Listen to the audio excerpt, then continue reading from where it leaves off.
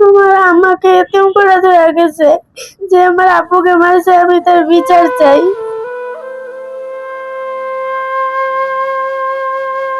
কারণ আমার আব্বুর হত্যাকারীর বিচার চাই।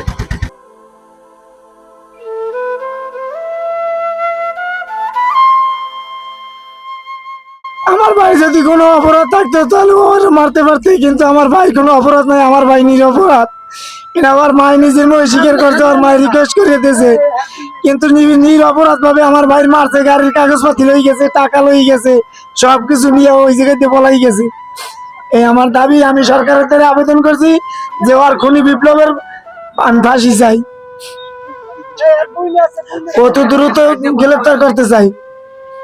আছে আমার ভাইফুকু তো কি অবস্থা হইবে, এটা আপনার কত দর্শনার দ্বারা সরকার আমরা বিচার চাই। দুইটা বাচ্চা হয়ে গেছে, না নাই এটি স্থান নাই কিছু আমার ভাই, এই বাচ্চা দুইটা কি অবস্থা হইবে, এটা আমরা জনগণের সবাই মিললে করে দেবেন। আর বিচার, হত্যার বিচার আমরা চাই, আর কিছু চাই না। আমরা ফাঁসি চাই, ফাঁসি দিলে আমরা খুশি হবো। আমাদের কিছু না চাই, বিক্রি করে লালে খাইবে। তো আমার ভাই কি দোষ করছে, আমার ভাইটার কিরম শাস্তি দিয়ে মারছে, এই আমরা বিচার চাই সরকারের কাছে, জনগণের কাছে, আর কিছু আমরা চাই না।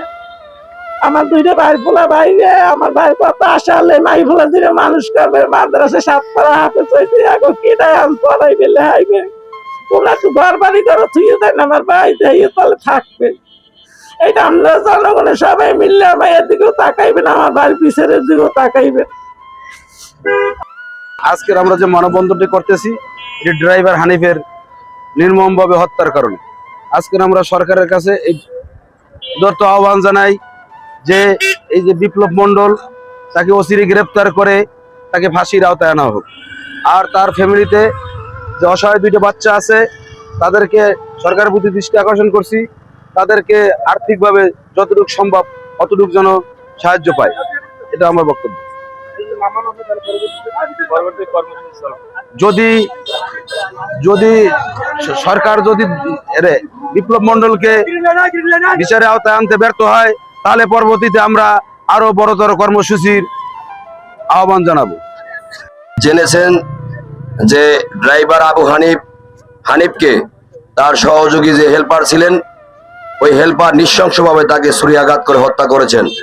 আমরা এখানে যারা দাঁড়িয়েছি, সকল ড্রাইভার, সকল খেটে খাওয়া শ্রমিক, আমরা আমাদের সকলের হৃদয়ে রক্তক্ষরণ করেছে এই কুখ্যাত খুনি বিপ্লব মণ্ডল।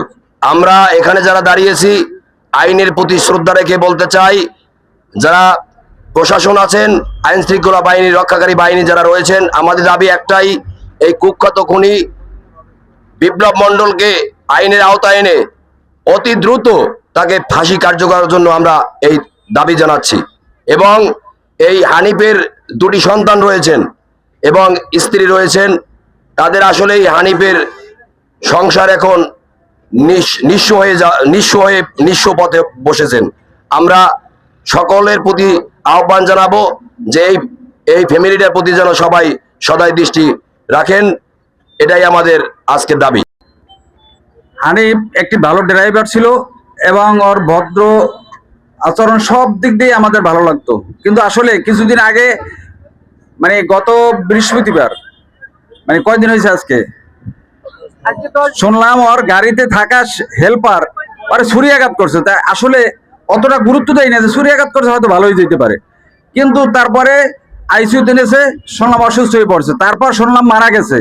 আজকে মনে হয় যে 10 দিন হয়ে গেল, 10 দিন হয়ে গেল, এখন পর্যন্ত খুনিরে ধরা পড়লো না। বড় বড় খুনি যারা দেখি 24 ঘন্টার মধ্যে গ্রেপ্তার করে, কিন্তু এই ড্রাইভার দেখি কি অবহেলা নাকি? আমি সরকারের কাছে এবং সকল কাছে, আপনাদের কাছে দাবি, এই ড্রাইভার মানলে কি কোনো গুরুত্ব নাই? আমরা মানববন্ধন করছি আপনাদের কাছ থেকে, সারা বাংলাদেশের প্রশাসন এবং সরকারের কাছে মেসেজ পৌঁছাই দিতে চাই, এই খুনিকে ট্র্যাকিং দিয়ে কোথায় আছে তাকে অতি বিলম্বে গ্রেপ্তার করে তাদের ফাঁসি কার্যকর করার জন্য আমি জোর দাবি জানাচ্ছি। না হলে আমরা কিন্তু আরো বড় ধরনের আন্দোলনে চলে যাব।